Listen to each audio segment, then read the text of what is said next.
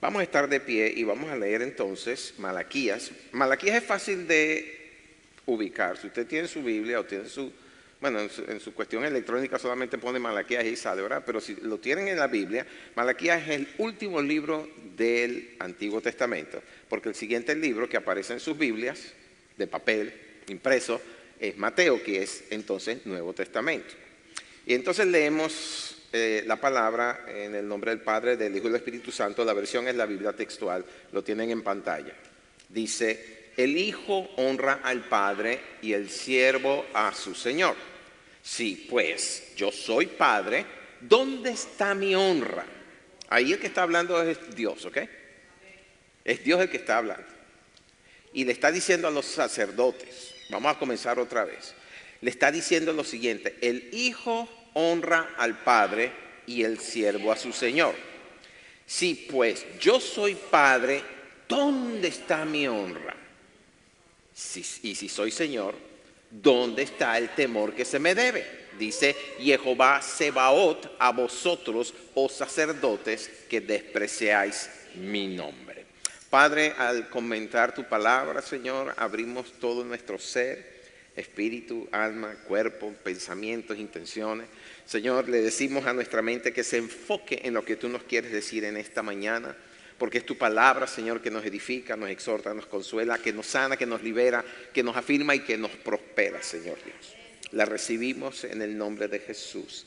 Amén, amén y amén.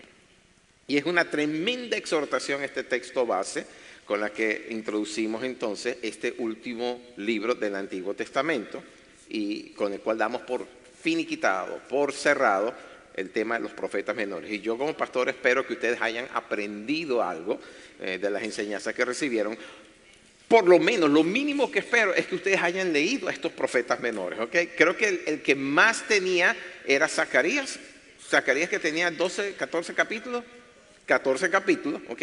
Yo no sé de dónde él sacó todo eso, pero Zacarías sacó 14 capítulos, ¿verdad? Pero todos los demás tenían un promedio de 3, 4 capítulos. Los que menos tenían creo que eran 2 capítulos, ¿verdad? Uno de ellos fue el que enseñó mi esposa la semana pasada.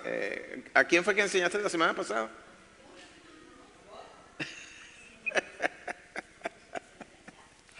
Ay, Dios mío. Nahum. Ageo. Perdón, Nahum y Ageo son los que tienen menos capítulos. Cada uno tiene 2 capítulos. Perdón, ¿ok? Bueno, para que ustedes vean, ¿ok? Entonces, ahora, antes de que usted se diga a sí mismo, esta palabra no es conmigo, yo le quiero recordar a usted que la palabra dice en Apocalipsis 1:6 y 5:10, que el Señor Jesús nos hizo reyes y sacerdotes para Dios su Padre. ¿Okay? Entonces, si usted está pensando, bueno, el Señor le está hablando a los sacerdotes en lo que leímos. No, nos está hablando a nosotros. Somos real sacerdocio. En 1 Pedro 2:9 Pedro lo dice: vosotros sois real sacerdocio. Entonces esta palabra no es para aquellos solamente, es para nosotros hoy, ahora, en este tiempo. Porque somos real sacerdote. Y como dice en la palabra, donde dijo, el Señor dice, le estoy hablando a ustedes, oh sacerdotes. Hasta ahí lo dejo, porque lo que sigue es bien duro. ¿Okay? Cuando le está hablando a los sacerdotes de ese tiempo, le dice: vosotros despreciáis mi nombre. Así que esta palabra es para nosotros hoy en día, y nosotros necesitamos examinar nuestra actitud para con Dios. Usted sabe que hay un concepto que se maneja mucho, no solamente a nivel empresarial, sino también a nivel de la iglesia, y se llama la familiaridad. Cuando usted se familiariza mucho con algo, le pierde cuidado. ¿Sí? Usted se hace amigo de su jefe, ¿verdad? Y eso pasa y puede pasar, y eso es bueno. Pero porque se hizo amigo, usted rebasa los límites de la confianza en el lugar de su trabajo, cosa que nunca debe pasar. Por ejemplo, yo me acuerdo, a mí me dieron una mentoría bastante joven. Yo comencé a trabajar en un banco a la edad de 19 años y yo era un analista cualquiera, y el que era el gerente, el director de esa área, nos hicimos buenos amigos. Pero dentro de la oficina, él era el doctor. o el licenciado en aquel momento, porque todavía no se había sacado el doctorado, pero él era el doctor Chávez, ese era su apellido, ¿ok? Pero fuera, yo era Mario y él era Hugo. Sí, se llamaba Hugo Chávez, pero no Fría. Se llamaba Hugo Bolívar Chávez Oviedo, nada que ver con el otro. Nada con el por ahora. Sí, no, y cuando pasó lo que pasó en Venezuela hace muchos años, él dijo, me voy a tener que cambiar el nombre. Sí, porque tenía mismo un primer nombre y primer apellido. Pero él fue la persona que a mí me enseñó esa ética profesional de saber mantenernos en los linderos, ¿ok? Dependiendo de la circunstancia. Y la familiaridad es una de esas cosas que rompe esos linderos, ¿no? Como estamos, hoy vamos a hablar es de la honra que les debida y vamos a ver la definición de honra que tenemos que aprender a manejar, no solamente bíblicamente, sino también de una forma académica. Y veremos que honra, una de las características de la honra es que respeta el llamado, la posición, el nivel de una persona. Y uno puede volverse muy familiar con esa persona, pero tiene que saber cómo mantener el respeto en esos límites. Amén, ¿de acuerdo? Ahora, quiero que leamos entonces otra vez Malaquías 1:6, pero esta vez lo vamos a leer en la Nueva Versión Internacional, que es mucho más fácil de entender, ¿no? Nuevamente dice, el hijo honra a su padre y el siervo a su señor. Ahora bien, si yo soy padre, ¿dónde está el honor que me merezco? Y si soy señor, ¿dónde está el respeto que se me debe? Yo, el Señor Todopoderoso, les pregunto a ustedes, sacerdotes que desprecian mi nombre.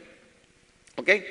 Y de verdad yo espero que ninguno de ustedes caiga en esto que estamos leyendo, que caiga en esta categoría de decir que despreciamos a Dios porque estamos tan familiares con Él, llegamos a la iglesia y somos tan familiares con Él y que le perdemos el respeto, le perdemos la reverencia a Dios. Yo espero que eso no sea así con usted. Ahora, el resto de esa porción que tiene que ver con el versículo 7, lo leemos solamente para completar el cuadro de lo que nos está diciendo el Señor en este momento y lo leemos en la Nueva Traducción Viviente. Está en pantalla, dice, y estos son los sacerdotes, dice, no obstante preguntan, ¿de qué manera hemos tratado tu nombre con desprecio? ¿Ok? Los sacerdotes, Dios les recrimina, usted desprecia mi nombre y él dice, ¿cómo? ¿Cómo te estamos despreciando? Y el Señor nos responde, ustedes mostraron su desprecio al ofrecer sacrificios contaminados sobre mi altar.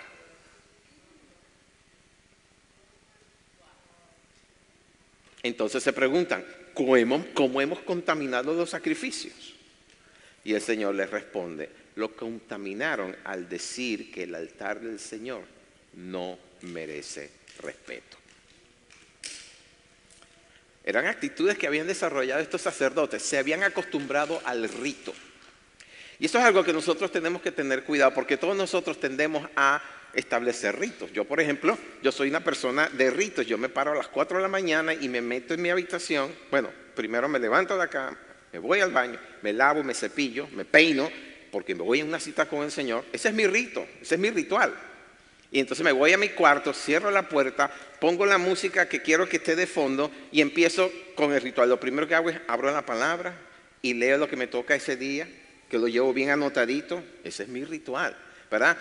Lo leo en español, lo leo en inglés, ¿ok? Y entonces cierro, vuelvo a apagar las luces y me meto en adoración con Dios. No hace mucho me di cuenta y dije, Señor, yo estoy aquí cayendo en un rito. ¿Por qué dirígeme tú qué es lo que voy a hacer? Inclusive para orar, yo tenía bien organizado toda mi manera de orar, por quién oraba primero, por quién oraba segundo, inclusive cuando me expandía, dije, Señor, voltea toda esa tortilla porque estoy cayendo en un ritual. Tú no eres un rito. Y es que somos personas así, somos de rito. Estoy seguro que algunos de ustedes también.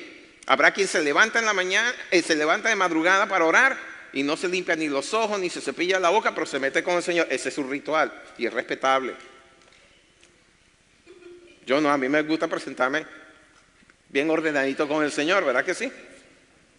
Habrá quien dice, no lee la palabra sino hasta que se haga de día, o porque la lee en la tarde y nada más se mete con el Señor y adora. Y habrá otros que llegan derechito a decir, Señor, necesito tu ayuda, necesito esto, aquello. Son ritos, caemos en patrones. Y muchas veces en esos patrones despreciamos la presencia a la cual tenemos acceso. Porque Dios siempre mantiene el acceso abierto a nosotros. ¿Ok?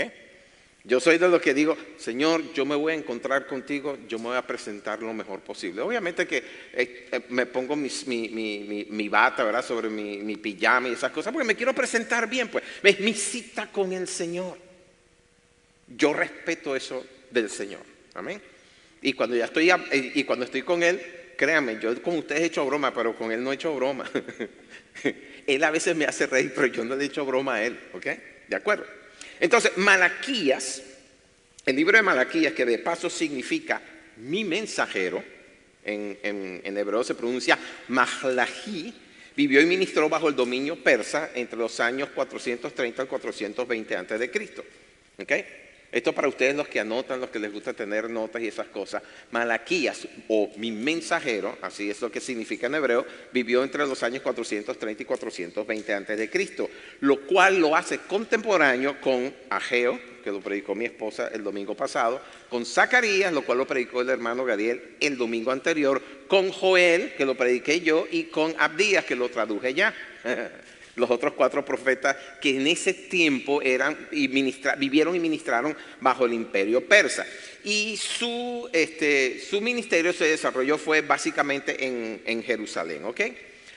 Una de las características del libro de Malaquías y de su mensaje, por supuesto, es que en el canon cristiano, no el judío, sino en el canon cristiano, es considerado el último profeta o la última profecía que se le dio a Israel. Y cuando uso la palabra canon, ¿okay? Esa palabra C-A-N-O-N, me estoy refiriendo a la medida, al estándar, a la norma o regla que se usó para establecer los libros que deberían estar en la Biblia. Acuérdense que hay libros que son aceptables, escritos que son aceptables, y otros que se consideran apócrifos, es decir, que no provienen de la revelación divina, pero que forman parte de otro tipo de Biblias, como por ejemplo la católica, que tiene 70 y... ¿Cuántos libros tienen? 70 y pico. Tienen más que en las Biblias protestantes, que solamente forman 76. Y la medida que nosotros, 66 libros, y la medida que nosotros tenemos en cualquiera de las versiones que usted use, en las Biblias protestantes, sea la Reina Valera del 60, sea la Biblia textual, sea la Nueva Traducción Viviente, la Nueva Versión Internacional, la Biblia Dios Habla Hoy, cualquiera de esas Biblias, ¿verdad? La obtenemos, el canon lo obtuvimos de la Confesión de Fe de Westminster en 1647, ¿ok? Ahí se congregaron los eruditos del tiempo, pues, y decidieron cuáles Biblias deberían de formar parte o no del canon protestante, del canon cristiano, como respuesta al canon católico, que tenía otros libros ahí, como la de Tobías, como la de Macabeos 1 y 2, etcétera, etcétera, etcétera. Biblias de dudosa procedencia, y que si uno los leía, porque yo los leí, uno ve que tenían ciertas cositas como que son esotéricas y que como que no provenían de la inspiración divina. Así que cuando lo leemos estamos usando la Confesión de Fe de Westminster. Esa es la regla o el canon. Ahora, para enriquecerles aún más su conocimiento de la Biblia, ¿saben por qué cada libro de la Biblia que usted tiene, o sea impreso o electrónicamente, está dividido en capítulos y versículos? La razón de esa fue por practicidad, ¿ok? Los escritos originales, de donde sacamos el Antiguo Testamento, por ejemplo, no tienen versículos ni capítulos. Ni siquiera los escritos primeros en el Nuevo Testamento, los evangelios, las cartas epistolares, no tienen divisiones, no lo tienen. Pero fue en el siglo VIII de nuestra era, siglo VIII después de Cristo, que 2 teólogos de la Universidad de París, llamados Langton, que era un británico, y Etienne, que era un francés, desarrollaron este sistema de capítulos y versículos con el único propósito de facilitar la búsqueda de los escritos, pues de lo que nosotros llamamos versículos, y así facilitar el estudio, crear la concordancia y apoyar la enseñanza que estaban dando en los seminarios del tiempo, y también para usarlas en la predicación como referencias y fundamentos de lo que se estaba enseñando. Y así es que nosotros hemos heredado entonces, inclusive la Biblia católica también lo hace, que nuestros libros son divididos por capítulos y versículos. Si yo tuviera que leer el libro de Malaquías, que son 4 capítulos, eso no aparecería el capítulo, sino que sería una sola cosa. El rollo, porque es un rollo escrito en papel o en cuero, es uno solo. Ellos lo dividieron para que nosotros pudiéramos tener facilidad para eso. Y entonces por eso es que cuando a usted le dicen, ¿qué dice Juan 3:16? Ese es el versículo más conocido en todo el mundo. ¿Usted ha visto algunos de los juegos de béisbol que tienen por ahí, que aparecen en televisión, o a veces también los juegos de fútbol americano? Aparece, de repente ve la cámara panea y de repente aparece una cosita que dice Juan 3:16 por ahí escrito. ¿Okay? O de repente, siendo seguidor usted de fútbol americano, yo no, pero si se acuerda de Tim Tebow se hizo famoso como jugador de fútbol y tal, y como creyente, y en las orejeras, ¿cómo se llama eso? Bueno, lo que se ponía aquí abajo, aparecía las siglas de Juan 3:16. Ahora, hay gente que critica eso, yo no lo critico, a mí me parece bien, pero hay gente que critica diciendo, pero es que ese no está predicando, lo que está haciendo es hablando en clave, ¿quién sabe? Y resulta que todo el mundo sabe lo que es Juan 3:16. No me diga que usted no. A ver, iglesia, ¿qué dice Juan 3:16? Porque de tal manera amó Dios al mundo que ha dado su Hijo unigénito para que todo aquel que en Él crea no se pierda, mas tenga vida eterna. Muy bien, iglesia. ¿Okay? Vamos a mostrarle a esta gente que nosotros sí sabemos y conocemos la palabra de Dios. Ahora, a pesar de ese método que es bien práctico, tiene sus caídas, tiene sus objeciones, por decirlo así. Siempre hay un pero para este tipo de cosas. Pero en este caso, la objeción es que cuando hicieron las divisiones, cortaron ideas. ¿Okay? Y usted lo puede ver, por ejemplo, en los salmos. Los salmos no tienen versículo y capítulo y de repente viene tal y corta y en el siguiente capítulo dice, aquí me dejaron la idea cortada. O en las profecías. En este libro de Malaquías, por ejemplo, del capítulo 1 al 2, uno ve un corte que a veces dice, como que me cortaron la idea. Entonces, lo que se recomienda es que leamos corrido si se puede. Y el versículo que sobresalga porque te habla, te lo memorizas, ¿ok? Ahora, ustedes saben muy bien que cuando sacamos un verso de su contexto, cuando sacamos un texto de su contexto, lo que podemos hacer es crear un pretexto. ¿Okay?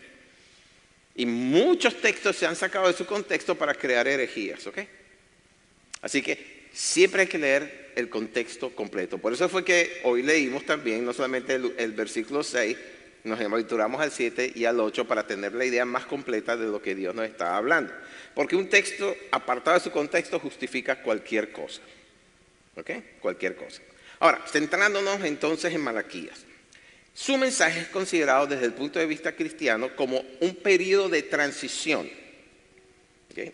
Un periodo de transición que se conoció como los años del silencio y que duró casi 5 siglos, 400 y pico de años, en donde el Señor se quedó callado. No hubo más profecías dirigidas a Israel, no hubo más profecías dirigidas a ninguna parte, sino que hubo un periodo de silencio hasta que apareció Juan el Bautista. ¿Okay? Y es que Malaquías cierra diciendo, yo les enviaré mi mensajero, ¿okay? el cual hará volver el corazón de los padres a los hijos y de los hijos a los padres, no sea que venga y destruya toda la tierra. ¿Okay? Ahora, es terrible, en nuestro contexto sobre todo, en donde nosotros creemos en la profecía, es terrible cuando no se oye una profecía, una palabra que venga del cielo para nosotros. ¿Por qué? Porque toda profecía dada del cielo para nosotros es una guía, es un indicativo, a veces trae corrección, a veces trae consuelo, pero siempre es luz para nosotros, alumbra nuestro caminar. Cuando no hay profecía, dice Proverbios 29:18, que el pueblo se desenfrena. Y cuando dice desenfrena, quiere decir que anda sin control y sin dirección. Es casi como andar a ciegas por la vida. Por eso que la voz profética es tan importante. Ahora, en lo que al pueblo judío se refiere, porque en el canon judío ellos tienen otros escritos detrás de Malaquías, pero no hay uno que hable proféticamente a lo que tiene que venir, ¿ok? Entonces, el pueblo judío sigue creyendo y esperando la venida del Mesías, que nosotros sabemos ya vino la primera vez y estamos esperando que venga por segunda vez, ¿ok? Y que fue profetizado en 14 de los 17 libros proféticos del Antiguo Testamento. 15 si consideramos que Moisés fue el primero que habló de la venida del Mesías. En Deuteronomio 18 él dijo que el Señor les levantaría un profeta como él, al cual nosotros tendríamos que hacerle caso, deberíamos de escucharle. Y esa profecía fue increíble, fue validada en el Nuevo Testamento en Hechos 3:22, en Juan 1:45, cuando Felipe fue y le dice a Natanael que habían encontrado a aquel del cual había escrito Moisés en la ley y también en los profetas.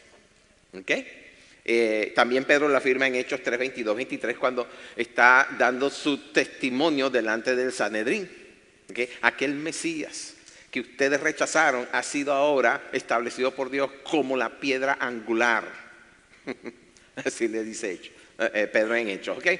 Así que en cuanto a ese libro, Malaquías habla de 4 temas, lo pueden anotar, que son primero la honra, segundo el juicio al sacerdocio, el tercero es la prueba del diezmo, y cuarto, el mensajero que preparará el camino al Mesías. Lo vuelvo a repetir. La primera es la honra que es debida a Dios, particularmente. El juicio al sacerdocio, que había desestimado inclusive la vocación a la cual habían sido llamados.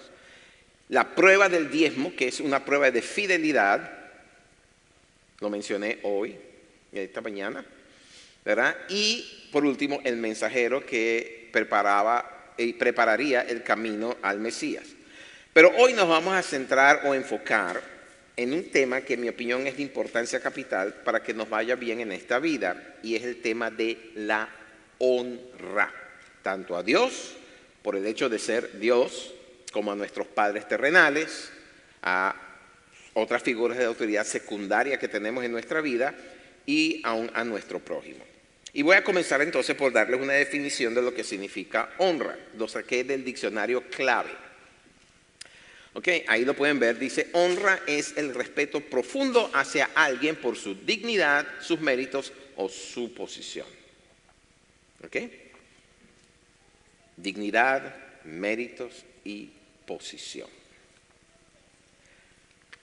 Ahora, bíblicamente hablando, yo no encontré una definición. Tuve que buscar y componer, ¿okay? Una definición que tenía que ver, sacado de los diccionarios o los léxicos y de los libros teológicos que tengo por ahí. ¿Okay? Entonces encontré o compuse que lo tomé de varias partes, que honra, dice, es el reconocimiento público, relacional y práctico del valor, de la dignidad, de la autoridad y el peso que tiene una persona y que se expresa en deferencia. Deferencia quiere decir que le damos permiso, le otorgamos el respeto, que le prestamos atención. ¿Okay? Deferencia, obediencia, lealtad, tributo u ofrenda y un trato proporcional a ese valor reconocido. Creo que está ahí en la pantalla. Les doy 30 segundos más para que lo copien si lo quieren copiar, ¿verdad?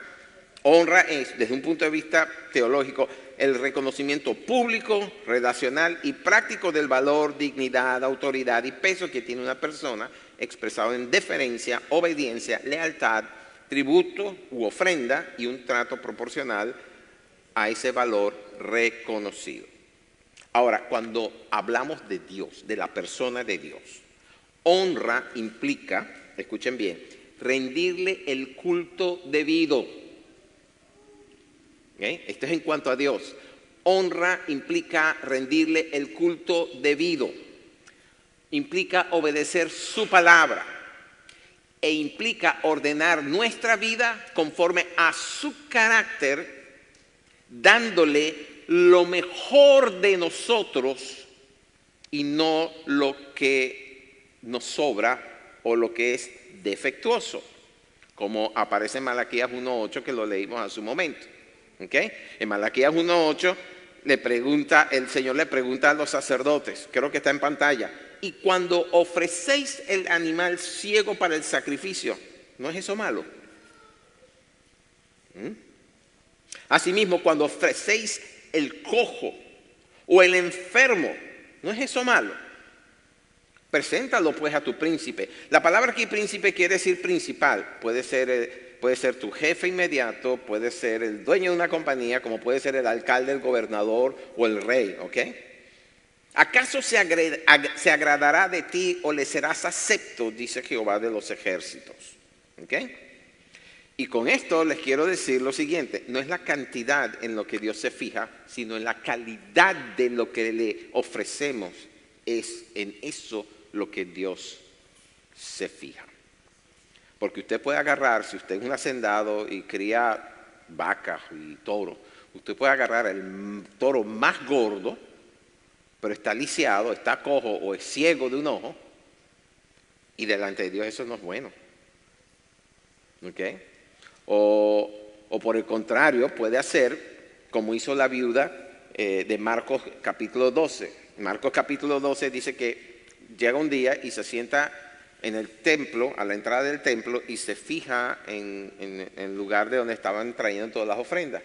Y dice que todos los ricos pasaban dando sus ofrendas, pero había una viuda que solamente tenía 2 moneditas. Y ella fue y puso sus 2 moneditas allí. Pero el Señor dijo lo siguiente: todos esos ricos pusieron lo que les sobra, pero ella puso todo su sustento. En otras palabras, ellos dieron lo que sobraba. ¿Qué es lo que sobraba? ¿Quién sabe? El 1, el 2, el 3%, no sé. Pero ella puso el 100%. Todo su sustento. ¿Ok? En Lucas 21, que es el versículo paralelo a Marcos 12, dice que los ricos echaron para las ofrendas de Dios de lo que les sobraba. ¿Se dan cuenta de la diferencia de actitud? Ellos menospreciaron el valor que Dios tiene, pero la viuda lo consideró como el privilegio más alto que se le concedía: darle todo su sustento a Dios, y al hacerlo, verdaderamente adoró a Dios. Fue un acto de adoración a Dios. Y hermanos, ofrendar y diezmar es un acto de fe. Y por ser un acto de fe, es de adoración a Dios. Porque acuérdense que sin fe es imposible agradar a Dios. Cuando usted ofrenda, cuando usted diezma, usted está haciendo un acto de fe. Usted no lo está haciendo para complacerme a mí. Yo no veo eso, ni lo toco. Lo toca el hermano Diego, si no, pregúntenle a él. A mí no me pregunten eso. Yo no meto las manos en el tesoro. ¿Ah? La hermana Oda sí, pero yo no. Mentira, no es cierto. ¿Ok? Y cuando usted trae su ofrenda, cuando usted trae su diezmo, usted está creyéndole a Dios, y por lo tanto creerle, tener fe en lo que está diciendo, es un acto de adoración a Dios, ¿verdad? ¿Okay? Vean lo que dice Hebreos 11:4. Por la fe, Abel ofreció a Dios más excelente sacrificio que Caín. Por la fe. Lo que hizo que ese diezmo fuera un acto de adoración de Abel fue porque él creyó. Entonces, cuando usted pase por aquí o donde sea que usted ponga sus ofrendas, hágalo con fe. Es un acto de adoración a Dios, ¿verdad? Ahora, siguiendo con la palabra honra. Es bien interesante esto de Malaquías 1:6, porque la palabra que ella aparece cuando Dios pregunta ¿dónde está mi honra? Es una palabra hebrea, se escribe kevodi, así lo pronunciaríamos, kevodi, que es un verbo sustantivo, y es derivado de una raíz llamada kavod. que significa honor, importancia, peso y gloria. Por eso es que usted, si ha leído su Biblia, verá que aparece un personaje llamado Icabod, que nació cuando Israel perdió la guerra con los filisteos y perdió hasta el arca. Y en ese momento nació un niño y la mamá le puso por nombre Icabod. Perdimos la gloria. Así es lo que significa Icabod. Cabod significa gloria, ¿ok? Y entonces esas dos últimas palabras que aparecían ahí, peso y gloria, en la traducción de Cabod, están íntimamente ligadas al momento de que se describe la gloria que Dios manifiesta en nosotros. Cuando Dios manifiesta su gloria en usted, es la gloria Cabod, ¿ok? Pablo dice en 2 Corintios 4 que la tribulación que experimentamos, que es momentánea, ¿verdad?, por causa de Cristo, produce en nosotros una cada vez más excelente y eterno, escuchen, peso de gloria. Están ligadas esas dos palabras, ¿ok? Están ligadas. Cuando nosotros resistimos, cuando somos atribulados pero nos mantenemos firmes, cuando en cualquier circunstancia le damos la gloria a Dios, eso produce en nosotros una cada vez más excelente y eterno peso de... Ok. Si usted lo busca en el Antiguo Testamento, cada vez que se manifestaba la gloria de Dios en un lugar, no solamente la llenaba, sino que era tan densa que tenían que salir del lugar. Le pasó a Moisés cuando erigió el tabernáculo y lo consagró. Dice que la gloria de Dios llenó el tabernáculo de tal manera que Moisés no pudo entrar. Y cuando Salomón en Primera de Reyes dedicó el templo de Salomón, dice que la gloria de Dios llenó el lugar de tal manera que los sacerdotes que estaban ministrando tuvieron que salir corriendo. ¿Por qué? Porque la gloria es densa. La gloria de Dios es densa, es palpable, tiene peso. Y en Isaías 6, cuando él dice que la gloria de Dios llenó el templo y los quiciales de las puertas se estremecieron, era por el peso de la gloria que se manifestó en ese momento. ¿Ok? ¿De acuerdo? Así que cuando el Señor pregunta en el versículo 1:6, si pues yo soy Padre, ¿dónde está mi honra? Lo que está queriendo decir, ¿dónde está mi gloria? La que me corresponde. ¿Dónde está el peso o la importancia que me corresponde? Y definitivamente la honra es un tema de actitud hacia otros, y fíjense lo importante que es, o más bien fíjense en la importancia que Dios le da al tema de la honra, que en 1 Samuel 2:30 le dice al que entonces era el sumo sacerdote Elí, le dice: yo honraré a los que me honran y los que me desprecian serán tenidos en poco. Si usted no ha leído 1 Samuel 2, le voy a decir qué es lo que quería decir en ese momento. Los hijos de Samuel eran unos, dice la palabra, hijos de Belial, es decir, eran terribles. No respetaban la ley, no respetaban a Dios, no respetaban a su padre, y se la pasaban haciendo maldades justamente delante del tabernáculo donde se traían las ofrendas. Se aprovechaban de las mujeres que traían sus ofrendas y las forzaban a acostarse con ellos. Así de malvados eran ellos. Y su padre Elí, el sumo sacerdote, no les ponía reparo. Y el Señor le dice: ¿por qué tú le honraste más a tus hijos que a mí? Y le dijo: yo había jurado que de la descendencia de Aarón nunca faltaría un sacerdote, mas no será más así, me buscaré otro, porque tú, Elí, despreciaste mi sacerdocio. Bueno, pasa el tiempo y en la siguiente guerra que tienen contra Filistea, mueren los dos hijos, le quitan el arca a Israel, y cuando Elí recibe esa noticia, cae para atrás y se esnuca, muere. ¿Por qué? Porque despreció a Dios, no le dio la honra de vida. Y cuando hablamos entonces de despreciar, tanto en el hebreo como en el español, significa eso mismo, despreciar. No, significa considerar sin valor, tratar a la ligera, tratar con desdén, no le prestan atención. Ok, ahora, ¿alguna vez se han preguntado por qué el Señor en la ley puso el mandamiento de honrar a padre y madre? ¿Alguna vez se han preguntado por qué? ¿Por qué aparece eso en la ley?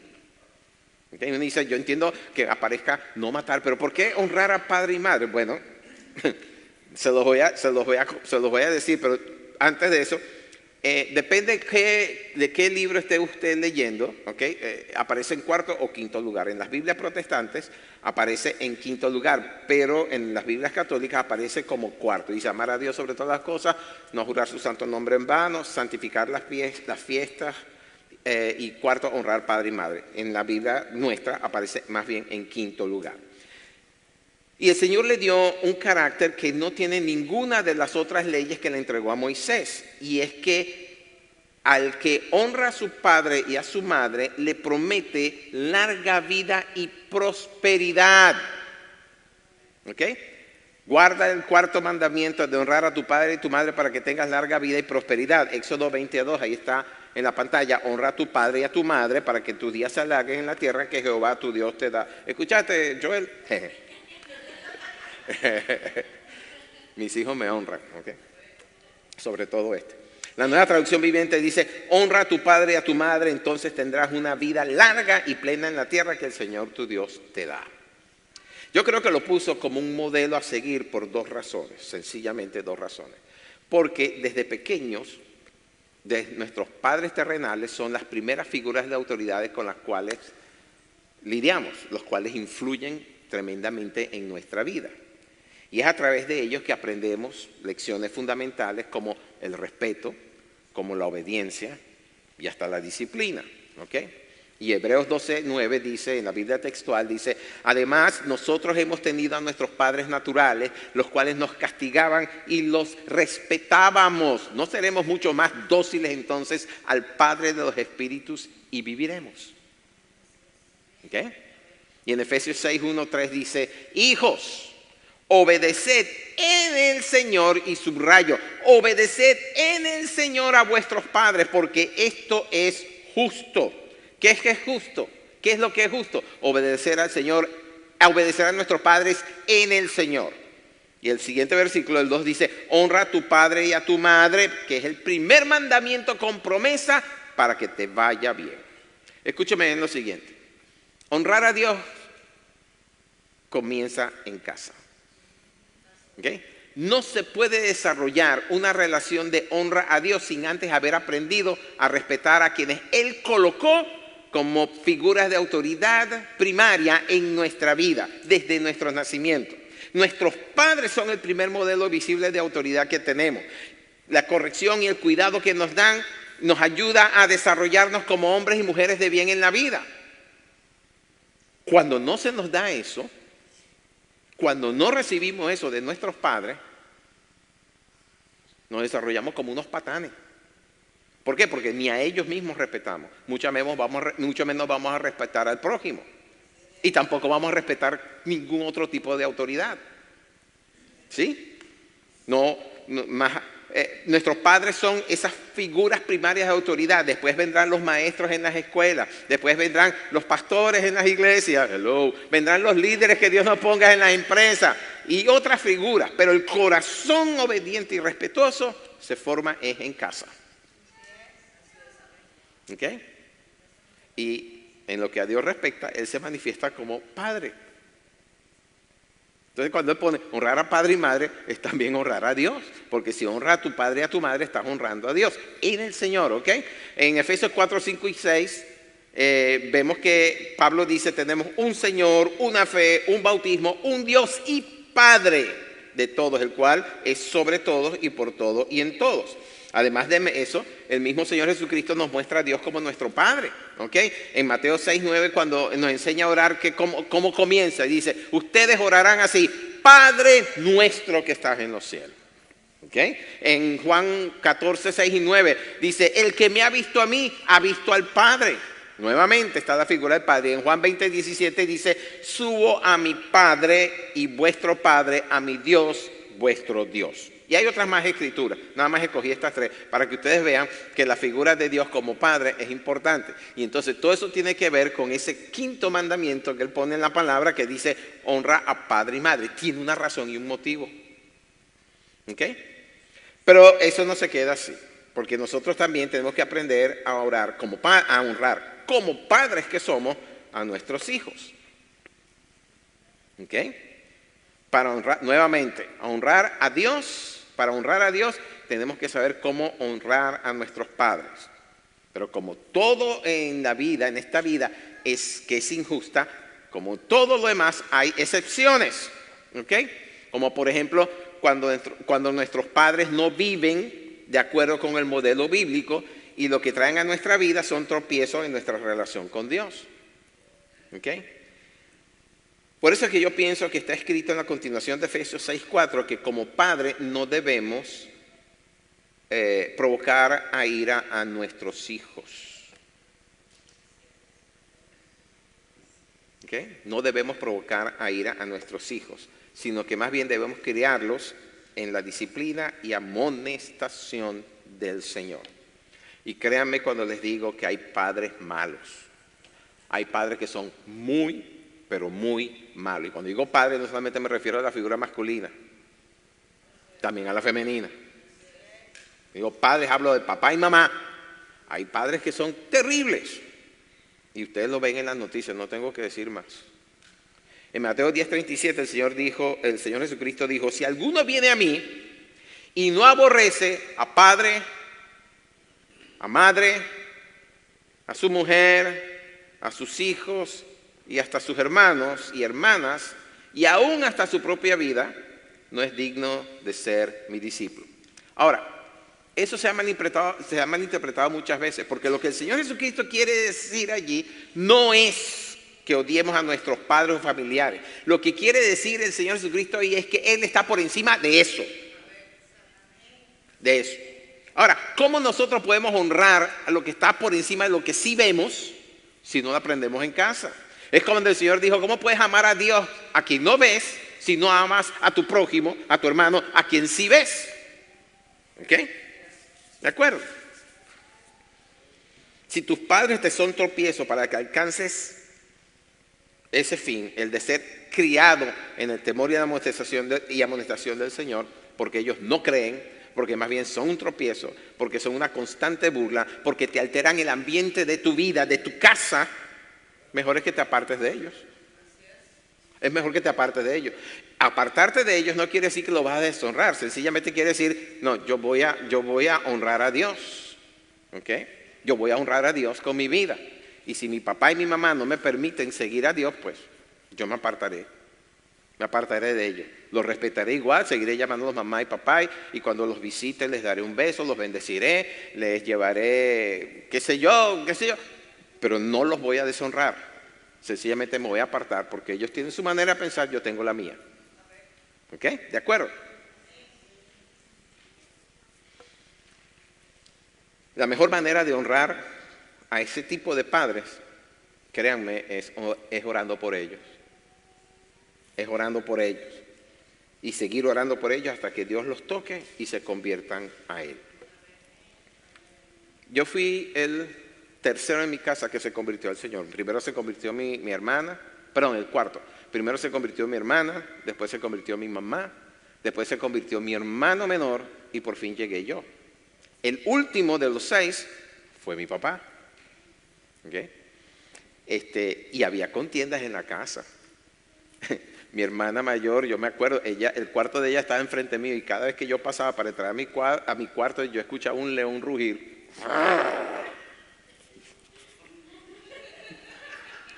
Sí, crean, es que había dos bandos, ¿no? Había dos bandos. Estábamos mi mamá, mi hermano, mi hermana menor que se había casado y yo.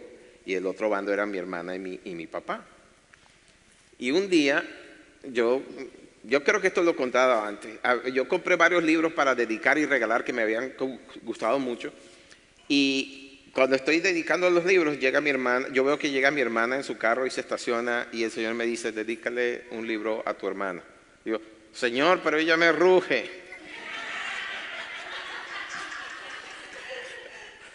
Dedícaselo. Está bien, Señor. Entonces, cuando ella va entrando a su cuarto, digo, no voy a decir su nombre. Digo, fulana. El Señor me dijo que te dedicara a esto y te lo entregara. Y ella agarró, ve la dedicatoria y empezó a llorar. Ella fue la primera persona que se convirtió que Dios me usó para que ella se convirtiera. Y es tremendo, ¿ok? Cuando tú puedes llevar a tu familia al Señor. Y esa mujer empezó a llorar. Esa misma noche encontramos una iglesita por ahí, la llevé y aceptó al Señor y bueno, ahí está en su vida. El siguiente que se convirtió fue mi papá, la siguiente semana. Yo me levanto era temprano, un domingo en la mañana, y estoy desayunando, sentado en la mesa desayunando. Ahora mi papá era de los que ante todo lo que estaba pasando decía, yo soy católico, apostólico y romano y así moriré. Pero esa mañana yo estaba tan entusiasmado de que Jacqueline había entregado su vida al Señor, fulano, y ya dije el nombre, etcétera, etcétera. Se me salió, ups. Y le estaba compartiendo eso a mi mamá y mi papá así comiendo. Y empezó el día con mi papá.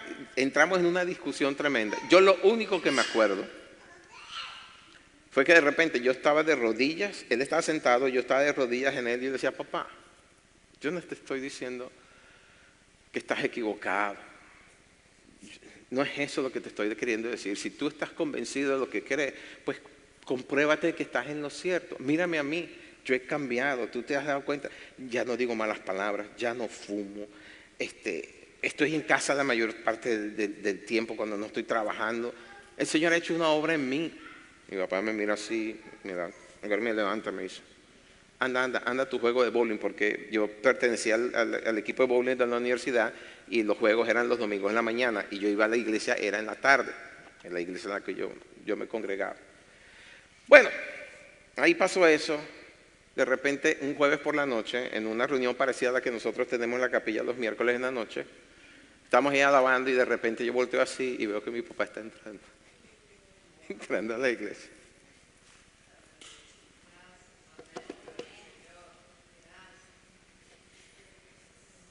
Amén. Si sus padres no están en el Señor, oren, oren y oren hasta que se conviertan. Porque una de las cosas, una de las mejores recompensas que usted puede recibir por eso es que sus padres se conviertan. Amén. ¿De acuerdo?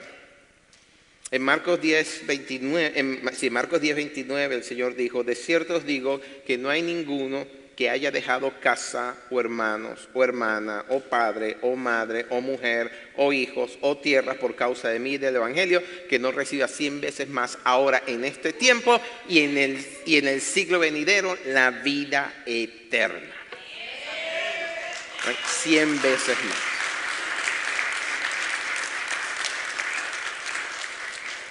Y yo creo que una de esas recompensas que está hablando aquí el Señor es ver a tus padres convertidos al Señor. Amén.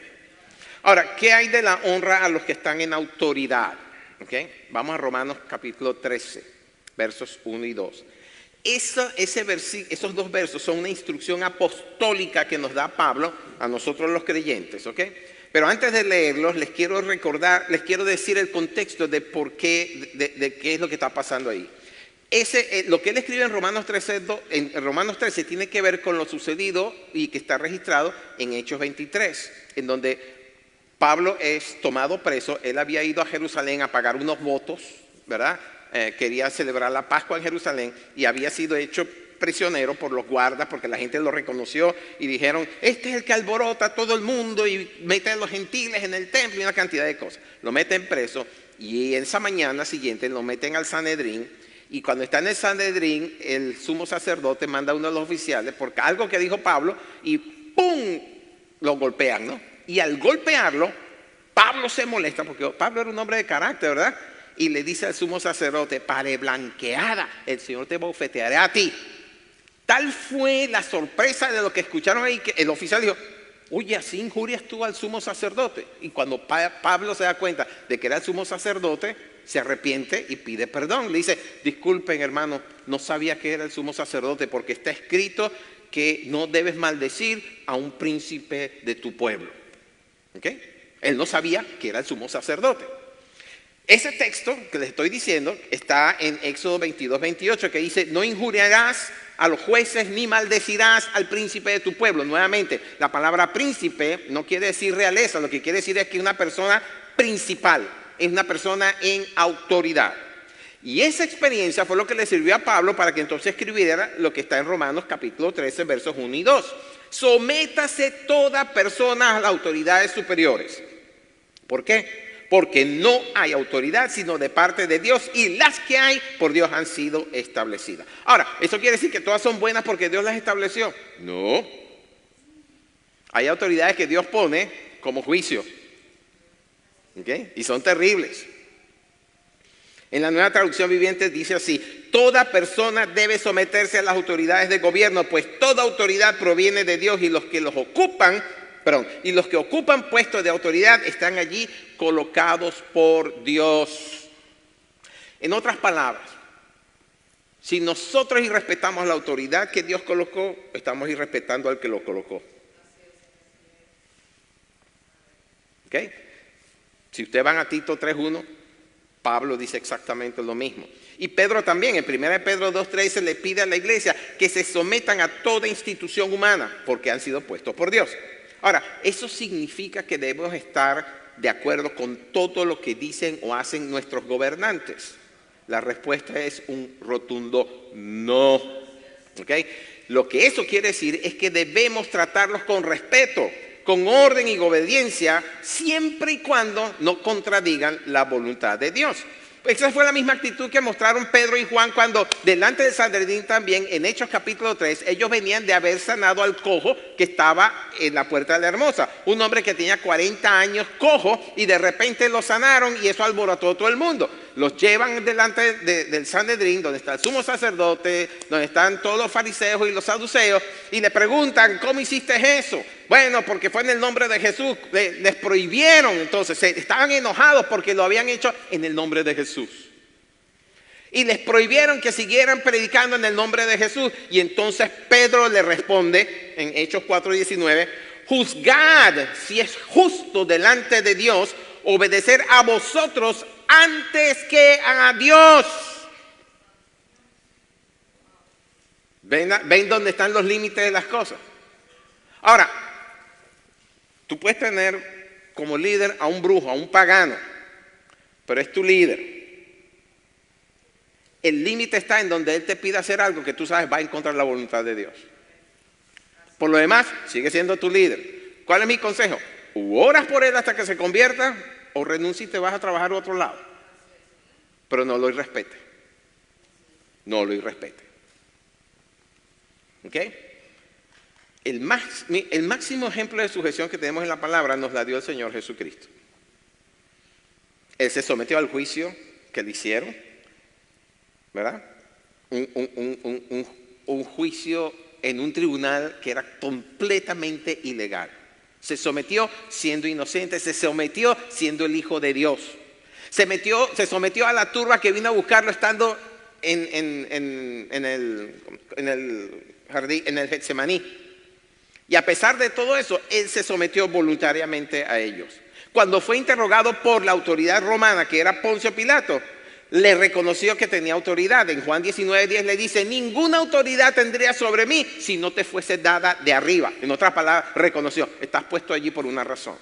Lo que el Señor Jesucristo hizo fue sujetarse, no por debilidad, ni humana ni espiritual. Lo hizo por obediencia y propósito con la cual Dios lo había enviado. Escúchame bien, tal vez estés trabajando o conviviendo en un lugar en donde, Dios mío, quieres salir huyendo. Pero si Dios te puso allí, allí tienes que estar. Y mientras estés allí, respeta. Sé inteligente, no contiendas. Hasta el punto en donde te digan: haz algo que tú sabes está en contra de la voluntad de Dios. Cuando Pedro trató de defender al Señor Jesús en Mateo 26, le dije: ¿qué haces, Pedro? Guarda la espada. ¿No sabes que yo puedo orar a mi Padre y me puede enviar 12 legiones de ángeles? ¿Ustedes saben cuántos son 12 legiones de ángeles? 72,000 ángeles. Si un solo ángel en Primera de Reyes, creo que fue, acabó con un ejército de 185,000. Imagínense una legión de 72,000 ángeles. Acaban con todo Israel. ¿Ok? Pablo escribe en Filipenses 2:8, y estando en la condición de hombre, está hablando del Señor Jesucristo, se humilló a sí mismo haciéndose obediente hasta la muerte y muerte de cruz. Ahora, les quiero decir lo siguiente. Este tema de la honra para Dios es tan importante que cuando Aarón y María, el sumo sacerdote Aarón, hermano de Moisés, y María, hermana de Moisés, se le alzaron a Moisés, el Señor los reprendió y los reprendió fuertemente. Si ustedes se acuerdan, a María le salió lepra por 7 días. ¿Ok? Y cuando otros levitas, los descendientes de Coat, también se le alzaron a Moisés diciendo, ¿es que acaso tú eres el único que puede tener el sumo sacerdocio? La tierra se abrió y los tragó a ellos y a toda su familia con su ganado, sus tiendas y todo. 200 personas formaban eso. Dios no se juega con esas cosas, hermano. Y aunque usted dice, bueno, ese es el Antiguo Testamento, esa es la ley, se mantiene en pie. Se mantiene en pie. O tú me vas a decir que porque estás bajo la gracia puedes matar a alguien. O puedes fornicar y adulterar tranquilamente. No, claro que no. Es la ley. La gracia que tú y yo hoy tenemos se fundamenta es en el Antiguo Testamento. Así que no desechen el Antiguo Testamento ni sus enseñanzas, ¿ok? Y hace poco entonces vimos como Pablo, que entendía el principio de honra a la autoridad y que venía de arriba, le pidió perdón al sumo sacerdote cuando le dijo pared blanqueada. Oye, pero eso es un insulto, no es poca cosa. En Romanos 13:7 entonces escribe, entre otras cosas, pagad a todo lo que debéis. Al que tributo, tributo, al que impuesto, impuesto, al que respeto, respeto, y termina diciendo, y al que honra, honra. Y ya les mostré que el Señor Jesucristo se sometió a las autoridades de su tiempo y al hacerlo y lo hizo voluntariamente y nos recordó, mejor dicho, en Juan 13:15, que Él nos dejó ejemplo para que nosotros también lo hiciésemos. Y si el Señor Jesucristo se sometió a las autoridades, si las respetó, y nosotros tenemos que seguir su ejemplo, ¿qué hacemos nosotros hablando mal del alcalde, del gobernador, del presidente, del jefe? ¿Qué hacemos nosotros? Escuchen, la cultura de los pueblos moldea a la gente, ¿cierto o falso? La mayoría de ustedes que están aquí tienen 2 culturas. La del país en donde nacieron y la de esta nación a donde fueron transportados. ¿Verdad? Y ustedes mismos son testigos de que la cultura de esta nación ha cambiado mucho estilo de vida, ¿sí? De que ya no comen tortillas tan frecuentemente como antes, ¿verdad? De que ya no comen baleas tan frecuentemente como antes. De que ya no comen los tamales tan frecuentemente. No, ahora van a restaurantes ¿verdad? Y se comen, qué sé yo, una pizza y se comen, ¿verdad? Tienen hambre. ¿Verdad? Se comen su barbecue. ¿Verdad que sí? Les ha cambiado porque la cultura ha influenciado, ¿verdad que sí? Han cambiado sus ritos, sus tradiciones. Antes tenían que ir a pie, ahora andan en carro, ¿verdad que sí? Antes se bañaban una sola vez a la semana, ahora se bañan todas las noches.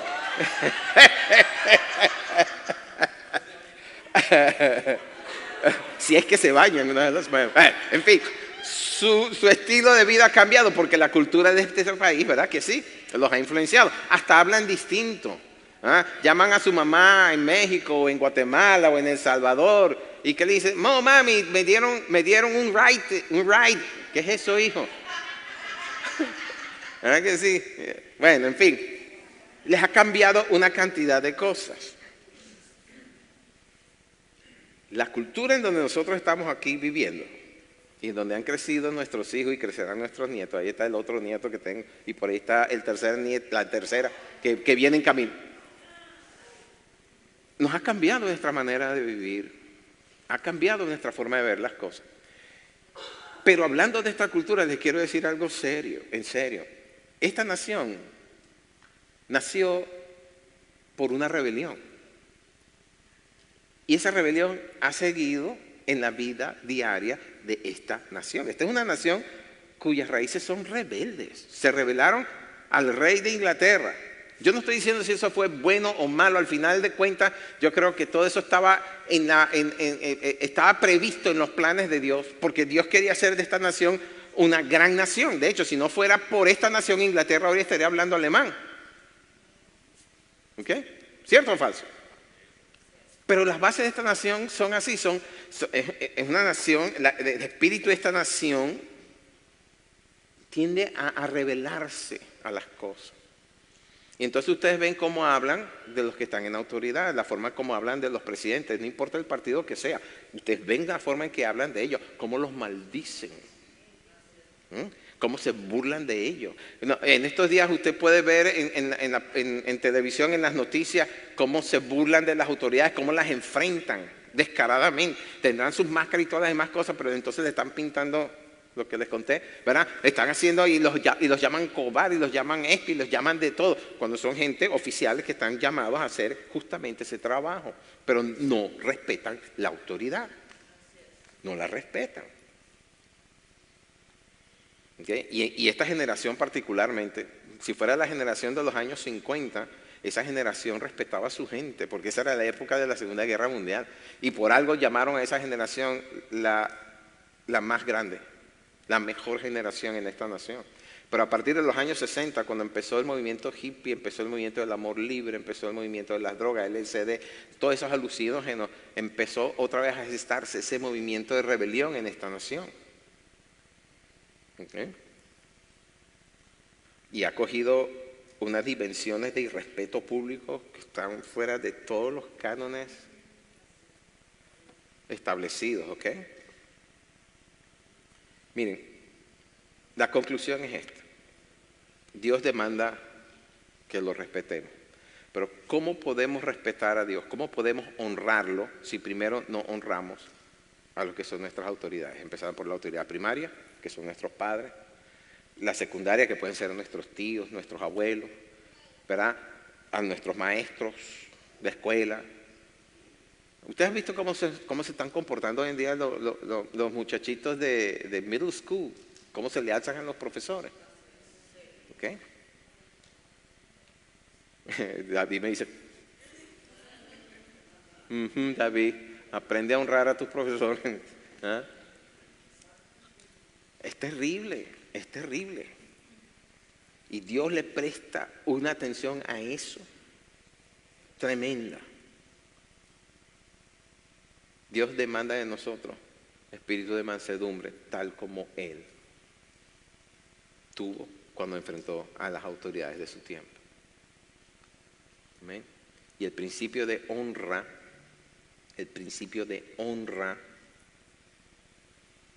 lo estableció Dios para bendición de nosotros.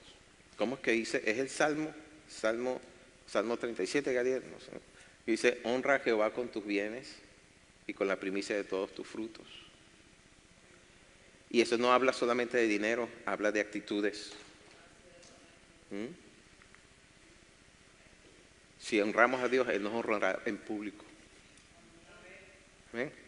Ahora, yo le estoy hablando todas estas cosas y a lo mejor en su mente se está recordando de momentos y situaciones en donde dice, uy, yo le levanté la voz a mi mamá o a mi papá, o les he fallado cuando no les he ayudado cuando sus necesidades. De hecho, el Señor Jesucristo habló de eso, de cuando le decía a los fariseos, ustedes dicen que cuando traen la ofrenda, cuando sus padres están en necesidad y les piden ayuda, ustedes dicen, no, es que lo que tengo es corbán, es decir, una ofrenda para Dios y no les puedo dar nada.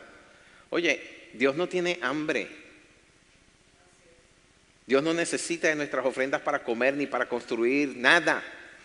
Él es el dueño de todo, ¿cómo dice la palabra? Él es el dueño de todo el ganado que hay en 1000 colinas. Es el dueño del oro y la plata, dice en otra parte. No necesita de nosotros, pero esos principios los estableció para bendición de nosotros, porque ese es el corazón de Dios.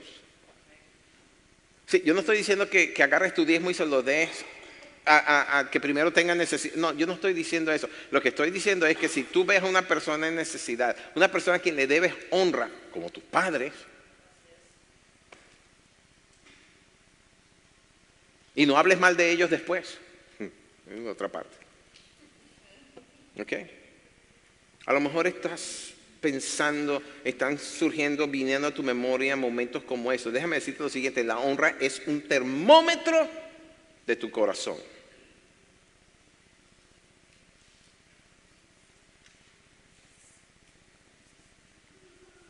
¿Cómo fue lo que le dijo el Señor al sacerdote Elí?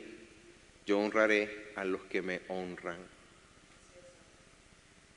¿Quieres que Dios te honre?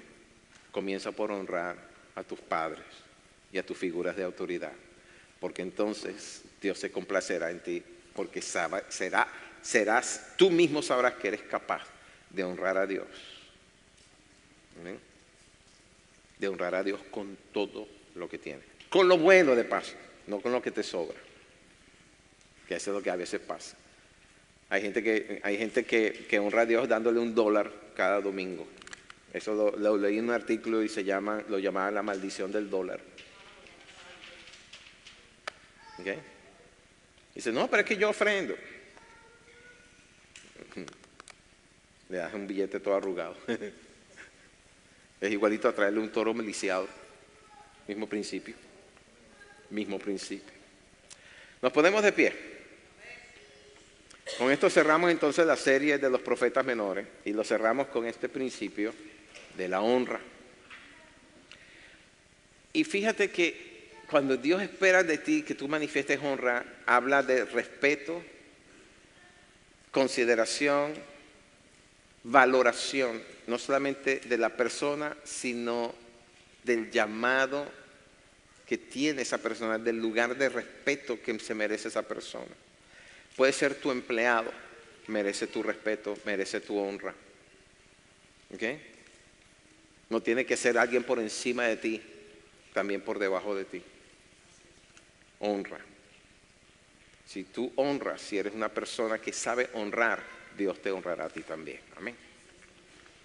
Tómate estos 30 segundos siguientes y habla con Dios acerca de tu decisión de cambiar tu actitud y comenzar a honrar a quienes tienes que honrar. Y pide perdón por aquellos que has deshonrado, pública o privadamente. Estoy seguro que eso te viene a la mente también.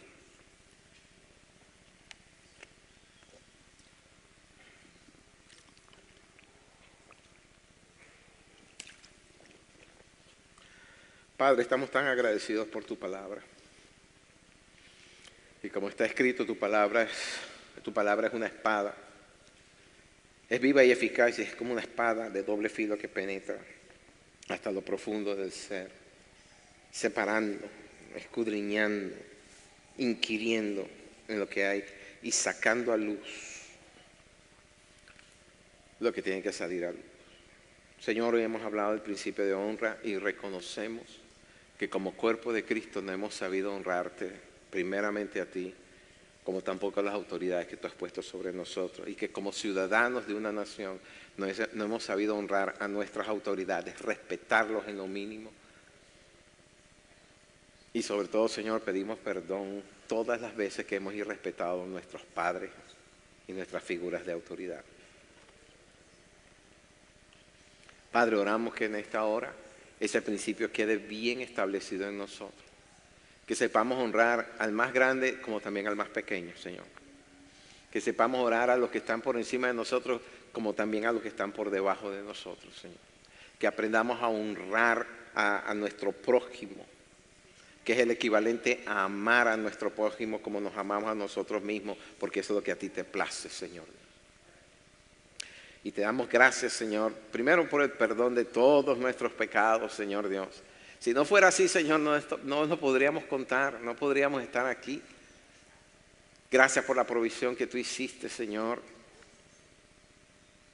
para el perdón de nuestros pecados, el de hoy, el de mañana, el de pasado, mañana. Gracias, Señor Dios, por la fe que en nosotros alimentas con tu palabra, tu espíritu, tu presencia en nosotros. Pedimos, Señor Dios, que tu espíritu nos lleve, Señor Dios, cada día, paso a paso, Señor Dios, a parecernos más y más a ti. Y poder, Señor, entonces seguir el ejemplo que tú nos dejaste escrito en Juan 13:15. en obediencia, en santidad, en honra. En Cristo Jesús oramos. Amén y amén. Dios los bendiga. La semana que viene comenzamos una nueva serie que tiene que ver con en sus pasos, siguiendo sus pasos. Amén.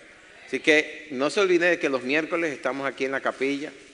Ustedes los que han ido saben lo hermoso que son esas reuniones en la noche. No lo falten, no se pierdan, vengan.